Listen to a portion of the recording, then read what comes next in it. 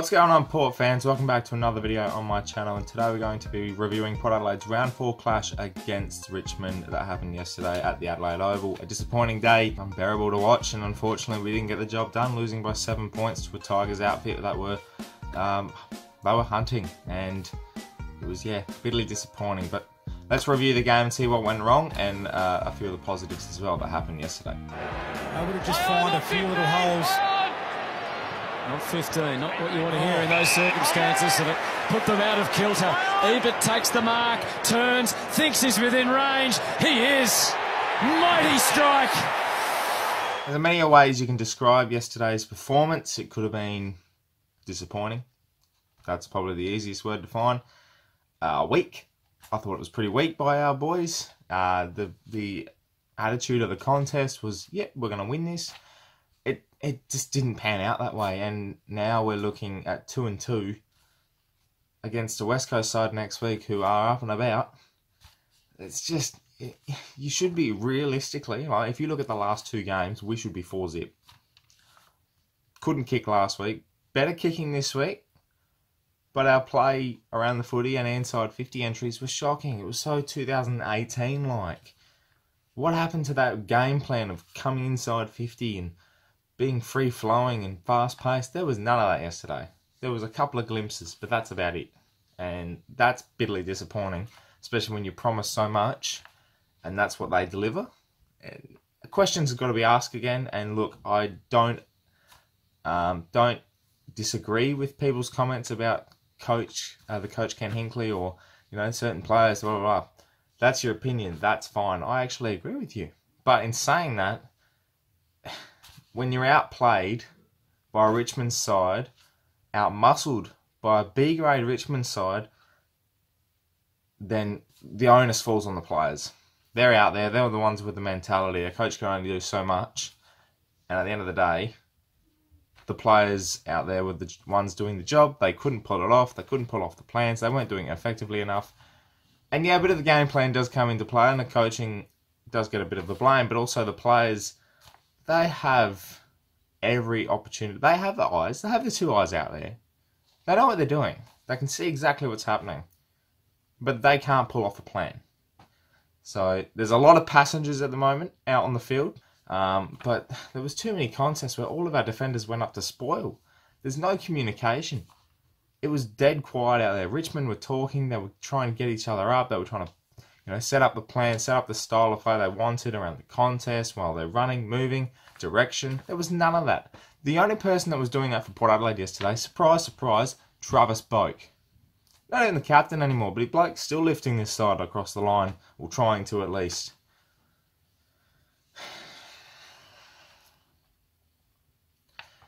The one thing I learnt yesterday was the fact that Richmond have a game plan, a style of footy, and a system that no matter who you put in there from their side, B grade, A grade side, whoever, it works. It wins.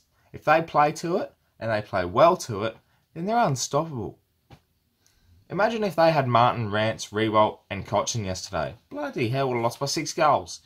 6 goals. They executed brilliantly with Tom Lynch down the forward half. Look, he's a great pickup for them. I really think he's going to be one of those recruits that just go under the radar a bit. They find their feet and they start kicking some goals. They do the right thing, and he was doing that. And we just could not put a defender on him, whether it was Jonas, whether it was Cleary. Too many of them were just not 100% yesterday, including Stevie Motlop. Big onus is going to go on him now, because he played pretty well in the first 2 games, but now he's looking like that type of player that just switches off for a month, gets away with not being dropped, and then he'll find a game to win, and then, be a typical Motlop. He's got to stand up a bit, Stevie. You're a leader of this club now. You've been there for a second year now, and you've got to stand up. The couple of things I wanted to combine here is the fact that wasted opportunities going inside 50. Richmond were very more effective. They lowered their eyes, hit their targets. Port Adelaide, bombs. Continual bombs from outside 50 into a big pack of 10, and no one would contest it. Paddy Ryder's there by himself. No tools inside 50 besides him, and he can't contest the ball because he's being blocked by a Richmond defender. All legal. And in the end, Grimes was taking marks like they were lollipops. Just taking them from the candy shop, man. That's just ridiculous. You can't do that. Against a weak Richmond side, that should have been a win. Not many positives at all. I couldn't really find much from yesterday. I mean, the usuals were continually good in form. Rockcliffe didn't show any sign of concussion issues. Boak was brilliant once again. Burton, young Ryan Burton, he was fantastic, I thought yesterday. The one brain fade was a little disappointing, and funny enough, that was the goal. That's a free goal, and what did Richmond win by? A bloody goal. So, yeah, that was a little disappointing. But in saying that, he played brilliantly. He made up for it with a brilliant goal himself from the pocket. From outside 50, he lowered his eyes. He was actually very skillful coming off a half-back, and he actually hit some targets. Rare coming outside 50, but he actually set up a lot of the play. So a little kudos to Ryan Burton. He was fantastic yesterday, and I really thought he's becoming a good little recruit, I think. Give him some time, and he'll work things out, and he'll be a great young player coming off our half-back line. What do you guys think? What did you think of yesterday's game? I just thought it was an almost game. It was a 2018 like Port Adelaide. There was nothing new yesterday that I could see that was any type of plan from this year. It was all last year, and I don't know exactly how to feel about that. It's only round 4. That's the only positive, I guess. But when you're going up against West Coast next week, over there in the West at Optus Stadium, where we haven't won a game yet, some serious changes have to happen before next week's game. It's a 6-day break. A lot of questions are going to be asked. Where were the leaders yesterday? That was a big thing. I know a lot of people are saying co-captains. We haven't won a game with co-captains yet. Isn't that a little bit of tongue-in-cheek action going on? But in saying that, actually the co-captains were pretty good yesterday. Ollie Wines was still finding his feet. 2 goals, 20 touches. Tom Jonas was pretty good in defence, although he couldn't handle Tom Lynch, but he was taking a couple of good marks. He was showing some strong leadership down there. It's just the rest of them have got to stand up. The one big thing I did learn as well is that we're missing Charlie Dixon. We're missing a big key forward. I don't care if he can't clunk a mark. I don't care if he can't kick straight in front of goal. He's creating a contest. Our smalls are getting around him. Yesterday there was none of that. There was none of creating a contest. And funny enough, when we did create a contest, we actually scored from it.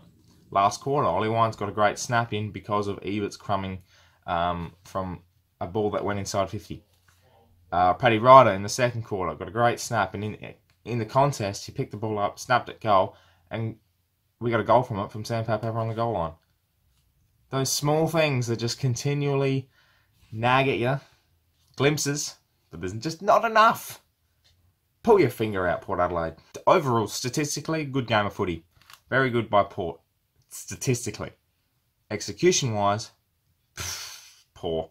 Disgusting. Filthy. It was like me playing footy all those years ago. Back in the under-9s when the ball would go off the side of the foot and I didn't even mean it. That's what it was type. That's the type of game we played yesterday. It's so frustrating. The good news is, though, I'm off to the grand final. If you did see and you were at the game yesterday, the Hope Plus competition that was at half time. Yeah, that was good fun. Yeah, I appreciate Alex as well. He was a champion of a bloke. Going up against him, I thought I won. Putting 2 balls in the hole, but then I realised, oh, hang on, one at a time. So that was good fun. So thank you very much to Port Adelaide and Oak for that opportunity. It was brilliant. But let's get on to the votes. Pretty easy, I thought, to choose from my eyes anyway. If you think differently, let me know in the comments. 1 vote goes to Travis Boak. He's just on fire at the moment. Another 33 possession game. The only reason he gets a vote over Rockcliffe is the fact that I thought Boak was a little bit more effective with his disposals. Rockcliffe was more of a, didn't really do much with his 38, whereas Boak with his 33, he just kept at it. He was a couple of clearances, some very nice tackles, and he was just a little bit more effective, a little bit more clean. Houston, 2 votes, 1 goal for him in the last quarter. Brilliant. He's a superb kicker, the footy. I love watching him play. Just glides across the ground. His run was great. He set up a lot of our inside 50s, and also a lot of goal assists as well. So well done to Husto, brilliant game from him. And 3 votes goes to Brad Ebert. I thought he was sensational yesterday with 2 goals, another 20-odd disposal game. But he was very one of the very few that were actually aggressive at the contest. A lot of great tackling by him, a lot of pressure inside 50, and he created a lot of contests. So 3 votes goes to Brad Ebert.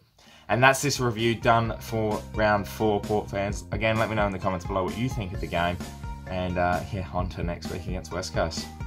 Thanks so much for watching, Port fans. Make sure you subscribe for plenty more Port Adelaide content coming your way across the season. My name's Anthony, and as always, calm the pair.